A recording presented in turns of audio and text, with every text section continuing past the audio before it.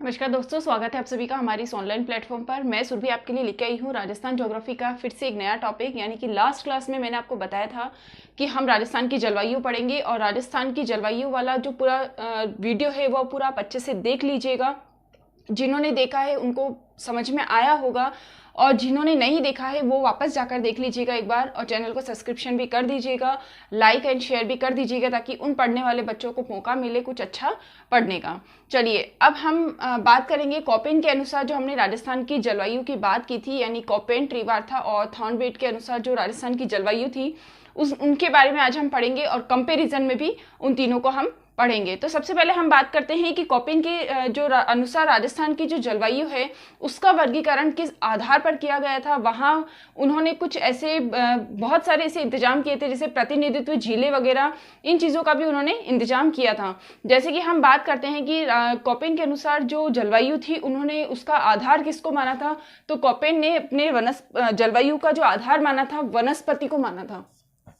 कॉपेन ने अपनी जलवायु वर्गीकरण का जो आधार माना था वो किसे माना था, वनस्पति को। यानी वनस्पति के आधार पर उन्होंने इसका वर्गीकरण किया था। किसके आधार पर, तो वनस्पति के आधार पर। बहुत सारे एग्जाम्स में आता है ये क्वेश्चन कि कॉपेन ने अपनी जलवायु वर्गीकरण का जो आधार माना था वो किसे माना था, तो वनस्पति को माना था। यानी वनस्पति के आधार पर उन्होंने जलवायु का वर्गीकरण किया था। अब इसके आगे हम ये भी पढ़ेंगे कि त्रिवार्था ने क्या माना था और जो थॉर्नवेट थे उन्होंने क्या माना था और किस आधार पर हमारे राजस्थान की जलवायु को उन्होंने वर्गीकृत किया था। जब हम कंपेरिजन में उन तीनों को पढ़ेंगे ना, तब आपको ये चैप्टर बहुत ही अच्छे से समझ में आने वाला है। पूरी लाइफ टाइम आप जलवायु बिल्कुल भी नहीं भूलोगे, ठीक है ना। तो फर्स्ट अगर हम देखते हैं कि ये जो हमारा पश्चिमी भाग है इसको किन्होंने कॉपेन ने राजस्थान की जलवायु यानी जो पश्चिमी भाग है इसको इन्होंने माना था बिल्कुल शुष्क। और कौन से कटिबंध में माना था, इन्होंने कटिबंध के आधार पर, क्योंकि वनस्पति माना तो बिल्कुल शुष्क वनस्पति है, तो इन्होंने कटिबंध के आधार पर इस वाले को अपना नाम दिया था BWHW। अब इन्होंने BWHW ये ऐसा नाम क्यों दिया, इन्होंने अपने कुछ ऐसे साइन निर्धारित किए, यानी कि उन्होंने कुछ अपने ऐसे चिन्ह निर्धारित किए जिसके आधार पर वो वहां के क्षेत्रों की वनस्पति और उसकी जलवायु को निर्धारित कर सके। तो इन्होंने जो हमारा पहला क्षेत्र था, बहुत अच्छे से समझ लीजिएगा, एक बार समझ जाओगे तो सारी ही वनस्पतियां और सारी ही जलवायु अच्छे से याद हो जाएगी आपको, ठीक है ना। लास्ट क्लास में भी मैंने आपको बोला था जलवायु वाला चैप्टर पढ़ने से पहले भौतिक प्रदेश पढ़ लेना। भौतिक प्रदेशों को पढ़ने के बाद जलवायु के बाद कॉपेन, त्रिवार्था और थॉर्नवेट का जलवायु वर्गीकरण अच्छे से पढ़ना, क्योंकि छोटे से बड़े सभी एग्जाम में आता है ये वाला टॉपिक। इवन आपके जो स्कूल वाले बच्चे हो ना, आप लोग अगर आप 6 to 12 तक की स्कूल वाले बच्चे हो जिन्हें ज्योग्राफी में बहुत इंटरेस्ट है, तो वो बच्चे भी इस क्लास को देख सकते हैं। ये क्लास उनके लिए भी यूजफुल है, ठीक है। तो एनसीईआरटी की सभी समावेश जब मैंने इसके अंदर कर दिए तो आपको कहीं और जाने की जरूरत नहीं पड़ेगी। इस क्लास को बस इसको और बाकी जितनी भी प्लेलिस्ट में मैंने आपको क्लासेस दे रखी है, चाहे वो हिस्ट्री की हो या ज्योग्राफी की या हमारे चैनल पर जो भी क्लासेस चल रही है, आप सारी अच्छे से देखना, पूरी शुरू से एंड तक देखिएगा, क्योंकि बहुत सारी चीजें एंड में भी बताई जाती है। इसलिए ऐसा नहीं कि शुरू के 2 मिनट देख लिया और बाकी की आगे की क्लास आपने देखी ही नहीं, ऐसा नहीं करना है आपको। वैसे भी हम बहुत शॉर्ट एंड स्वीट क्लासेस बनती है यहाँ पर, यानी आपको वो पूरा मैटर आपको बहुत सरल भाषा में और बहुत कम समय में आपको अच्छे से कंप्लीट करवाया जाता है। तो आपको पूरी ही क्लास अच्छे से देखनी है। चलिए, तो पहला उसने किया था BWHW और इसका नाम रखा था उष्ण कटिबंधीय प्रदेश। उष्ण कटिबंधीय प्रदेश इन्होंने इसका नाम रखा। उष्ण का मतलब होता है सूखा। उष्ण का मतलब क्या होता है, सूखा।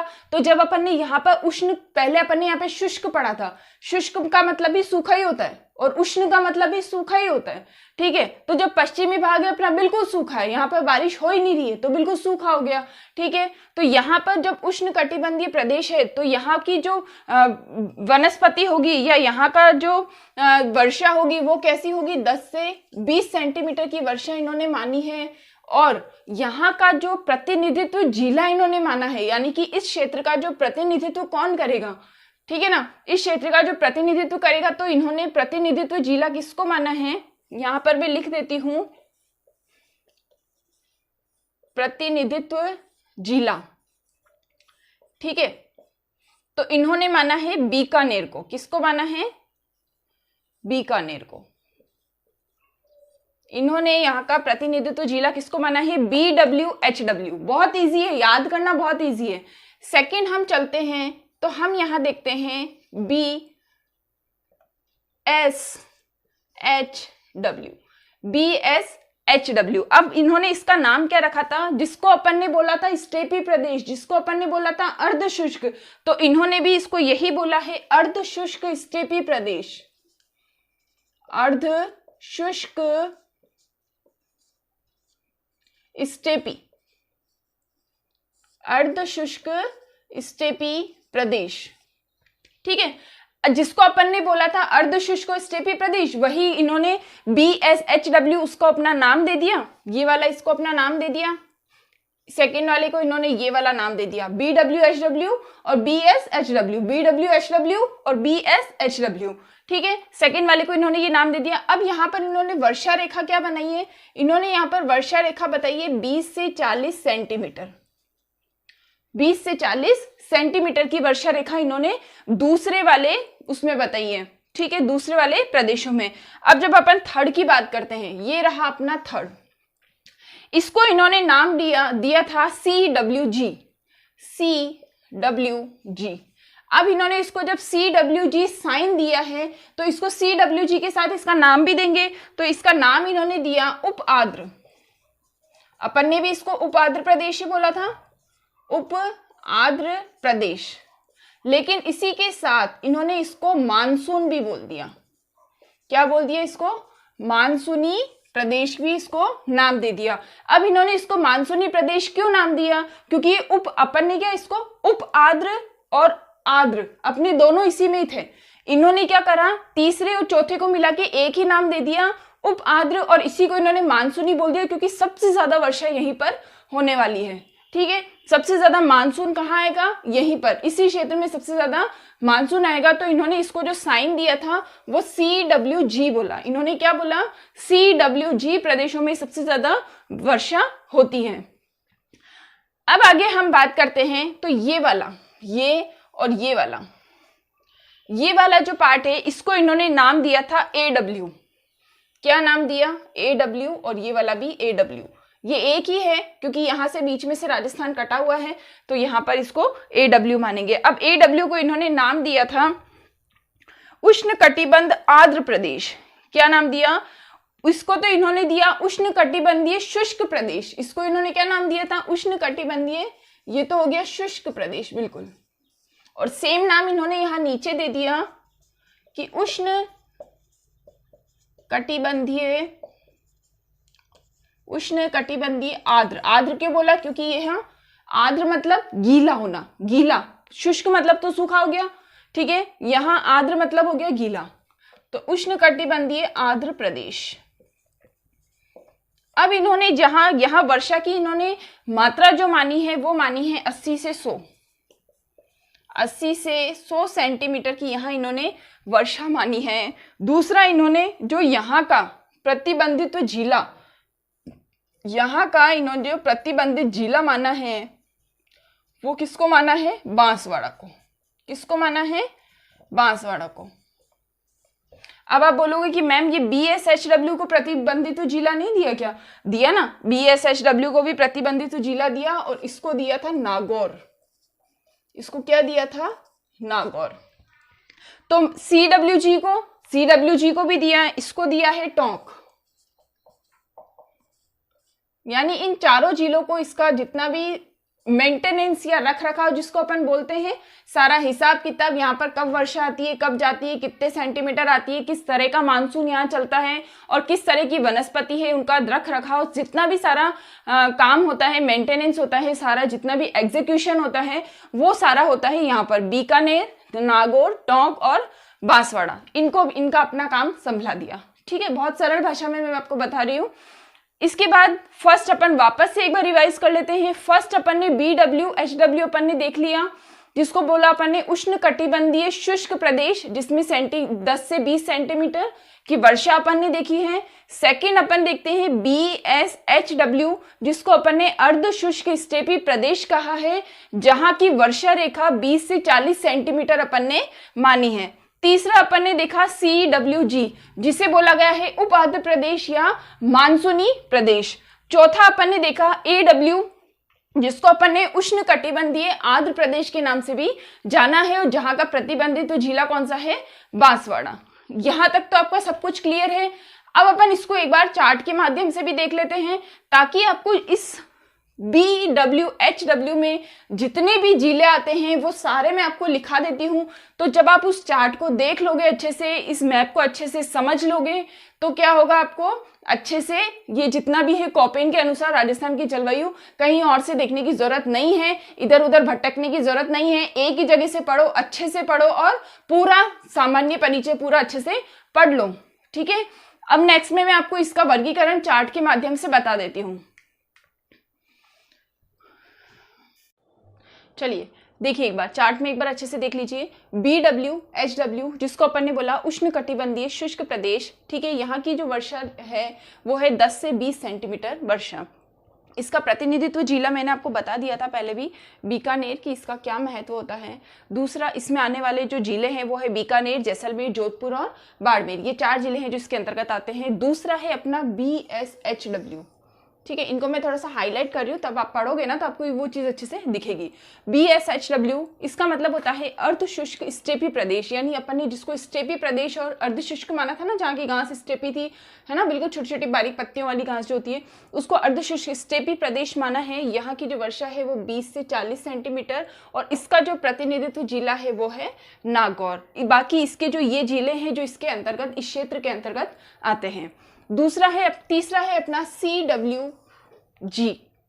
CWG, जिसको अपन ने उप आर्द्र या मानसूनी बोला है। सबसे ज्यादा वर्षा आने वाले क्षेत्र और सबसे ज्यादा क्षेत्र भी इसी के अंदर आते हैं, यानी सबसे ज्यादा जिले इसी के अंदर आते हैं। इसको मानसूनी प्रदेश भी कहा जाता है, और 60 से 80 सेंटीमीटर की वर्षा यहाँ होती है, और इसका जो प्रतिनिधित्व जिला है वो टोंक है।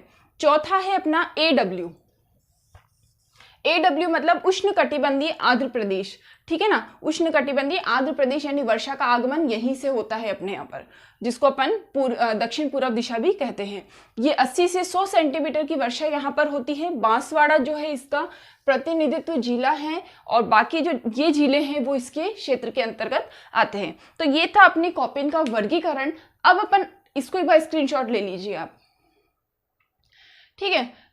अब अपन ने यहाँ पर कॉपेन का जलवायु वर्गीकरण पढ़ लिया, अपन ने अपना जो राजस्थान में जलवायु वर्गीकरण जो सामान्य तौर पर चलता है वो भी पढ़ लिया। अब अपन आगे पढ़ते हैं, हमारा जो ट्री वार्ता के अनुसार जलवायु वर्गीकरण था वो सबसे पहले हम पढ़ेंगे राजस्थान के मैप में पर पढ़ेंगे। कॉपेन के बाद हम राजस्थान के मैप पर पढ़ेंगे ट्री वार्ता के अनुसार राजस्थान की जलवायु। अब हम राजस्थान की जलवायु जब ट्री वार्ता के अंतर्गत देखते हैं तो हम यहाँ का जो सबसे पहले अपन ने जो कॉपेन का पढ़ा था, तो कॉपेन ने अपनी जलवायु का आधार क्या माना था, वनस्पति को माना।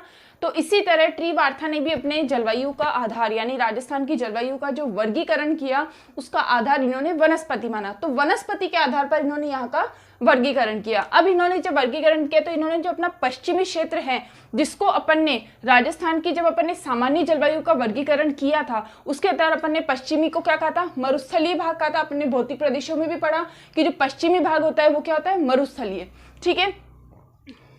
तो इन्होंने वनस्पति के आधार पर, किसके आधार पर, वनस्पति के आधार पर इन्होंने जलवायु का वर्गीकरण किया। इन्होंने पश्चिमी भाग को माना मरुस्थल, क्या माना, मरुस्थल। लेकिन इन्होंने इसका जो साइन दिया था वो क्या दिया था, BWH। इन्होंने BWH देकर इसका जो नाम रखा वो रखा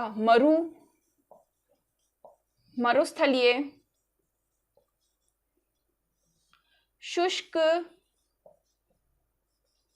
यहां पर आप भी देखते जाइएगा, मरुस्थलीय शुष्क प्रदेश, मरुस्थलीय शुष्क प्रदेश इन्होंने इसका नाम दिया। और यहाँ की इन्होंने जो वर्षा मानी है वो 10 से 20 सेंटीमीटर की मानी है। इन्होंने कहा 10 से 12 सेंटीमीटर। इन्होंने यहाँ की जो वर्षा मानी है वो कितनी मानी है, 10 से 12, यानी बिल्कुल मिनिमम, न के बराबर जो वर्षा होगी वो होती है यहाँ पर मरुस्थलीय क्षेत्रों में। अच्छा, इन्होंने अपना जो प्रतिनिधित्व जिला माना है, इन्होंने जो अपना प्रतिनिधित्व, जिस तरीके से जो कॉपेन थे उन्होंने अपना प्रतिनिधित्व जिला मरुस्थलीय क्षेत्रों में, यानी कि इस तरफ शुष्क क्षेत्रों में, उन्होंने क्या माना था, बीकानेर को, इन्होंने माना जैसलमेर को। इसका जो प्रतिनिधित्व जिला होता है वो होता है जैसलमेर। सबसे ज्यादा, यानी सबसे ज्यादा जो शुष्क है, जहां पर बारिश बिल्कुल 10 से 12 सेंटीमीटर है, और इन सभी जिलों का जो प्रतिनिधित्व कर रहा है ना, वो कौन सा जिला हो गया? जैसलमेर। इन्होंने कौन सा जिला माना? जैसलमेर को इन्होंने इसका प्रतिनिधित्व जिला माना। अब सेकंड पे, ये तो हो गया अपना फर्स्ट। इन्होंने सेकंड जो वर्गीकरण किया उसमें इन्होंने मैक्सिमम सभी जिले ले लिए, ठीक है। यहाँ पे अपन ने जब कॉपेन का पढ़ा था तो उसने क्या करा था कि जो हमारी 50 सेंटीमीटर वर्षा रेखा होती है वहीं से इन्होंने 2 और 3 को डिवाइड कर दिया था, यानी कि BSHW और CWG का उसने वर्गीकरण किया। अब त्रिवार्था ने क्या करा, इसको BS और H नाम दे दिया, BS और H नाम दे दिया, और ये वाला साइन देने के बाद में इन्होंने इसका जो नाम था वो ऐसा रखा जिसे उष्ण अर्ध स्टेपी प्रदेश, उष्ण भी है, अर्ध आर्द्र स्टेपी प्रदेश, तो इन्होंने क्या नाम रखा था इसका? उष्ण। यहीं पर लिख देती हूं मैं इसको ताकि आपको याद रहेगा, उष्ण अर्ध, उष्ण अर्ध आर्द्र, उष्ण भी है, अर्ध आर्द्र भी है, ठीक है, यानी सूखा भी है और बहुत सारा गीला भी है। आर्द्र स्टेपी प्रदेश, जिसको अपन ने स्टेपी कहा था, इन्होंने भी स्टेपी प्रदेश इसको नाम दे दिया। अब यहाँ की जो वर्षा मानी है इन्होंने, वो मानी है 50 से 60 सेंटीमीटर। कितनी मानी है यहाँ पर इन्होंने? 50 से 60 सेंटीमीटर की इन्होंने वर्षा मानी है। और यहाँ प्रतिनिधित्व जिला जो आता है वो इन्होंने नागौर माना है, जैसे कि उन्होंने कॉपेन ने सेम माना था, नागौर को ही माना था इन्होंने भी, और कॉपेन ने भी नागौर को माना। तो ये कंपैरिजन में जब हम पढ़ेंगे तो आपको अच्छे से समझ में आएगा। अब नेक्स्ट में हम यहाँ पर बात करते हैं थर्ड नंबर की, ठीक है। अब थर्ड नंबर की जब हम बात करते हैं तो इन्होंने, कॉपेन ने इसका नाम रखा CAW। क्या नाम रखा? CAW। उसमें अपन ने क्या पढ़ा था? CWG, और त्रिवार्था में अपन क्या पढ़ रहे हैं? CAW। तो इसको आप अच्छे से याद रखना। इसका इन्होंने नाम दिया था अर्ध उष्ण,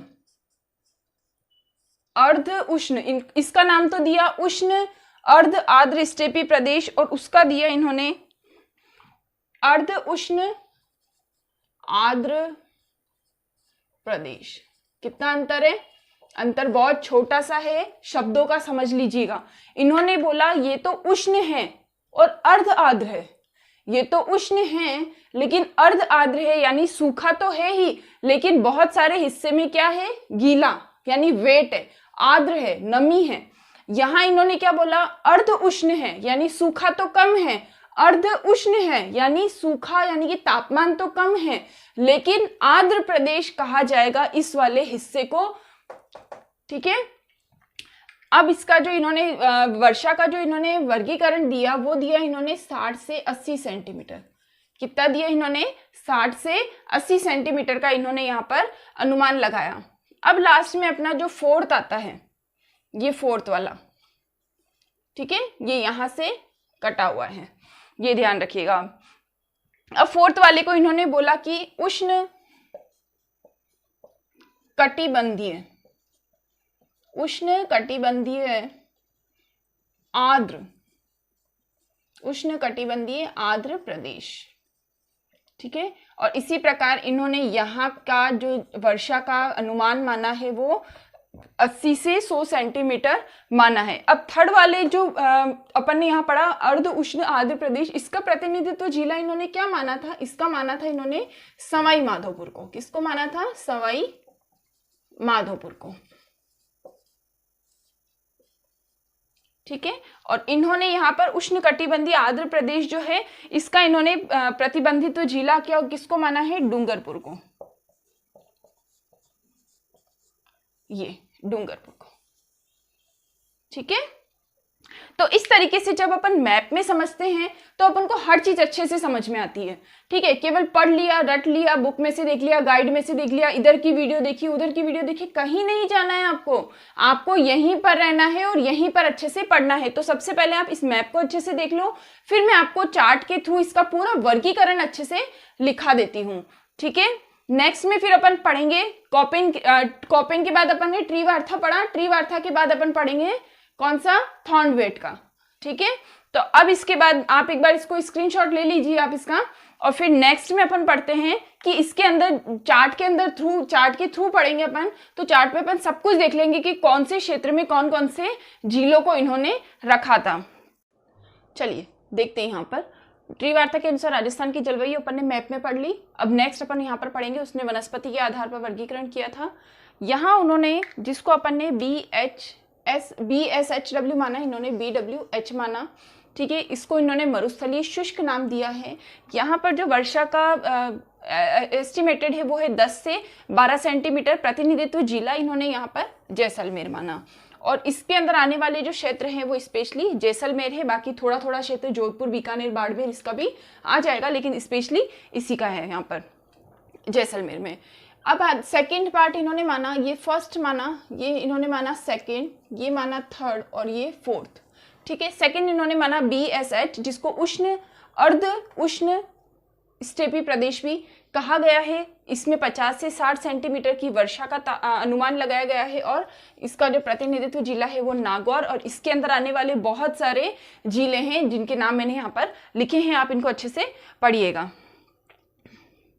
नेक्स्ट है यहाँ पर CAW। तीसरे वर्गीकरण के आधार पर इनकी जो तीसरी जलवायु है वो है अर्ध उष्ण आर्द्र जलवायु, जो कि 60 से 80 सेंटीमीटर की वर्षा का अनुमान लगाया जाता है, और इसका प्रतिनिधित्व जिला है सवाई माधोपुर, और बाकी इसके अंदर आने वाले जो जिले हैं वो ये हैं। ठीक है, फोर्थ है अपना AW, जो कोपेन ने भी AW माना था और ट्री वार्था ने भी AW ही माना है। ठीक है, इसका जो नाम है वो उष्ण कटिबंधीय आर्द्र प्रदेश, जो इसकी जो जलवायु यहाँ पर आती है, इसका एस्टिमेटेड वर्षा है सबसे ज्यादा 80 से 100 सेंटीमीटर, और इसका प्रतिनिधित्व जिला इन्होंने डूंगरपुर माना है। ठीक है, तो इस क्षेत्र में, इस जगह पर, इस प्रदेश में आने वाले जो जिले हैं वो कोटा, बूंदी, झालावाड़, डूंगरपुर, बांसवाड़ा और प्रतापगढ़। तो ये वो जिले हैं जो उष्ण कटिबंधीय आर्द्र प्रदेशों में जिस तरह की जलवायु मिलती है। तो ये रहा अपने ट्री वार्ता का, जो अपन ने चार्ट में और मैप में दोनों ही तरीके से अच्छे से पढ़ लिया। अब अपन को एक एक लाइन को रटने की जरूरत नहीं है, कोई भी चीज को कंपैरिजन में पढ़ोगे तो अच्छे से समझ में आएगा। अपना कोपेन पूरा हो गया, ट्री वार्ता पूरा हो गया। नेक्स्ट अपन बात करते हैं थॉर्नवार्ट की। तो थॉर्नवार्ट ने किस तरीके से अपनी जलवायु का वर्गीकरण किया था। चलिए अब हम पढ़ेंगे थॉर्नवेट के अनुसार जो हमारा लास्ट जलवायु वर्गीकरण है वो। तो सबसे पहले हम देखते हैं कि जिस तरीके से थॉर्नवार्ट ने जलवायु का वर्गीकरण किया, तो उसने अपने जो क्षेत्र थे उसका नाम किस तरीके से रखा था। तो सबसे पहले यहाँ का जो क्षेत्र था EAD। ठीक है, ये साइन आप याद रखिएगा बेटा, आपके जब भी एग्जाम आएंगे ना तो ये साइन, बहुत बार ये साइन दे देते हैं और इसका पूछ लेते हैं कि इस साइन का जो प्रदेश है वो कौन सा रखा गया है। तो सबसे पहले इन्होंने इसका जो नाम रखा था वो रखा था इन्होंने उष्ण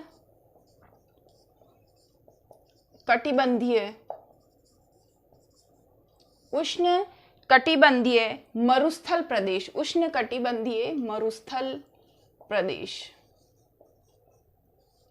ठीक है, और इसका जो प्रतिनिधित्व जिला इन्होंने माना वो किसको माना, जैसलमेर को। किसको माना इन्होंने, जैसलमेर को इसका प्रतिनिधित्व जिला इन्होंने माना है। यानी एक चीज तो कॉमन है, जो चीज पश्चिम में है तो सबके प्रतिनिधित्व जिला जैसलमेर है, सिर्फ एक ने माना था कि बीकानेर है। ठीक है, सेकंड इसका हम पढ़ते हैं तो यहाँ D, B और W, तो इन्होंने इसका जो नाम रखा था वो रखा था मध्य तापीय। मध्य तापीय, क्या नाम रखा था, मध्य तापीय। आपको ये सारे ही नाम मैं इसीलिए लिखा रही हूँ क्योंकि आप जब पढ़ोगे ना तब आपको सिर्फ मैप देखना रहेगा, चार्ट देखना रहेगा और आपका टॉपिक अच्छे से क्लियर हो जाएगा। तो मध्य तापीय अर्धशुष्क जलवायु, मध्य तापीय अर्धशुष्क जलवायु। ठीक है, इन्होंने जो मानी थी अपनी वर्षा की वो मानी थी इन्होंने 10 से 20 सेंटीमीटर। कितनी मानी, 10 से 20 सेंटीमीटर इन्होंने अनुमानित मानी। इन्होंने मानी 20 से 40, और इन्होंने अपने प्रतिनिधित्व जिले का नाम भी रखा था नागौर, नहीं बीकानेर। इनका प्रतिनिधित्व जिला कौन सा था? बीकानेर।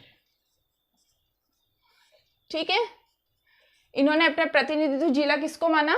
बीकानेर को। नेक्स्ट अपन यहां पर पढ़ेंगे, ये वाला जो क्षेत्र है, यानी कि जो ट्रीवार्ता ने अपना सबसे बड़ा क्षेत्र जो दिया था वो दिया था उन्होंने CAW को।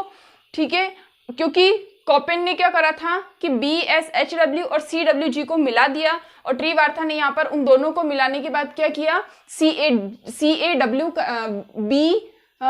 W और H, BWH इन्होंने यहाँ पर रखा था अपना। और फिर उसके बाद में थॉर्नवेट ने सबसे बड़ा जिला अपना इसी को माना है, और इसका नाम इन्होंने रखा DAW। इन्होंने तो इसका चिन्ह रख दिया, लेकिन यहाँ पर इन्होंने जो अपना नाम रखा है वो रखा है उष्णकटिबंधीय उप आर्द्र। उष्णकटिबंधीय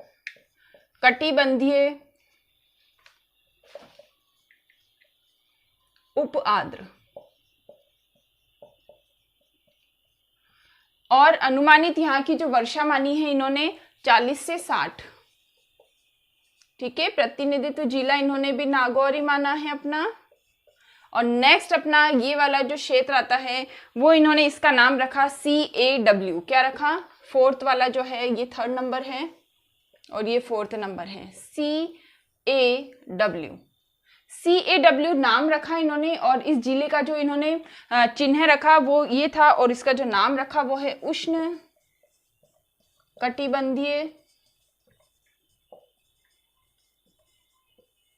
आर्द्र प्रदेश। ठीक है, लेकिन यहां पर इन्होंने 80 से 100 सेंटीमीटर वर्षा का अनुमानित माना है, 80 से 100। तो ये चीज आप याद रख लीजिएगा। ये है अपना थॉर्नवेट का जलवायु वर्गीकरण। ज़्यादा इसमें अपना दिमाग नहीं लगाना है, किसी भी तरीके की आलतू फालतू चीज़ें ऐड नहीं करनी है। पढ़ना वही है जितना समझ में आए और जितना अपन पढ़ सकते हैं। इसके अलावा जो एग्जाम में आएगा उसी हिसाब से अपन को पढ़ना है, बाकी अनाप शनाप चीज़ें अपन को नहीं पढ़नी है कोई भी।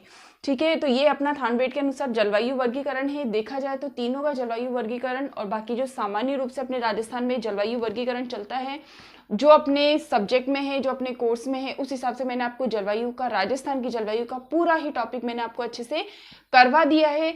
अब आप चाहो तो सभी जो जलवायु का है आप उसको कंपैरिजन में अच्छे से पढ़ लीजिएगा। एक भी क्लास को मिस मत कीजिएगा, क्योंकि जलवायु के बाद में वापस आपके लिए एक बहुत ही इंटरेस्टिंग टॉपिक लेकर आने वाली हूँ, जिसको आपको पढ़ने में भी मजा आएगा और बहुत ही आसानी से आप सीख भी जाओगे। तो यहाँ पर करते हैं हमारी क्लास को खत्म। तीनों ही जलवायु वर्गीकरण यानी कोपेन, थॉर्नवेट और ट्रीवार्ता, तीनों ही जलवायु का मैंने आपको करवा दिया। चौथा जो अपने राजस्थान की सामान्य रूप से जलवायु का अपन जो अनुमान देखते हैं वो है। चारों को अच्छे से कंपैरिजन में पढ़िएगा। मैप की सहायता से वर्गीकरण करवा दिया, चार्ट की सहायता से पूरा अच्छे से समझा दिया मैंने आपको। अब आपको शायद इसका कोई भी क्वेश्चन अच्छे से कर लोगे, अब कोई भी क्वेश्चन गलत नहीं होगा। इसके पहले जो भौतिक प्रदेशों वाली क्लास है वो, इसके बाद जलवायु वाली जो क्लास है वो, और ये इन तीनों वर्गीकरण वाली क्लासों को, तीनों ही क्लासों को मैंने प्लेलिस्ट में डाल दिया है। और अच्छे से आप देखिएगा, पूरी क्लास को देखिएगा। ऐसा नहीं कि आपने थोड़ी देर देख ली और बंद कर दी, ऐसा नहीं करना है कभी भी। बहुत सारी चीज़ें शुरू में और बहुत सारी चीज़ें अंत में समय के अनुसार बताई जाती है, ये बात ध्यान रखिएगा आप, ठीक है ना। तो आपको जल्दबाजी नहीं करनी है। कम से कम 30 मिनट तो आप एक सब्जेक्ट को निकाल ही सकते हो। एक टॉपिक के लिए 30 मिनट भी नहीं दोगे क्या आप? तो आपको वो देना है समय, पढ़ाई के लिए आपको समय देना है। और आप ये मत सोचो कि मैम ने तो केवल बोर्ड पे करवा दिया, ऐसा नहीं होता। इसमें मेहनत लगती है। इसको आप एक बार खुद से करके देखना कितनी मेहनत लगती है इसको बनाने में, इसको वर्गीकरण करने में और चार्ट के माध्यम से वापस इसको समझाने में। तो मेहनत हर क्षेत्र में लगती है। आप भी थोड़ी सी मेहनत करो, पढ़ो, आगे बढ़ो और सिलेक्शन लेकर जाओ, ठीक है। तो ये तो हुई एक बात। दूसरी बात ये, डिस्क्रिप्शन में मैंने सारे ही जो हमारी प्लेलिस्ट हैं उन सबके लिंक दे रखे हैं। चैनल का लिंक दे रखा है। चैनल को लाइक शेयर सब्सक्राइब करना है। वीडियो को शुरू से एंड तक पूरा अच्छे से देखना है, समझना है, और जेन्युइनली जो आपको पूछना है कुछ भी तो आप कमेंट कर सकते हो, ठीक है। ये तो हुई एक बात। चलो अब हम करते हैं हमारी क्लास को यहीं पर खत्म। वीडियो पसंद आया लाइक शेयर सब्सक्राइब कर दीजिएगा और अच्छे से पढ़ते रहिएगा, खुश रहिएगा, स्वस्थ रहिएगा। बाय।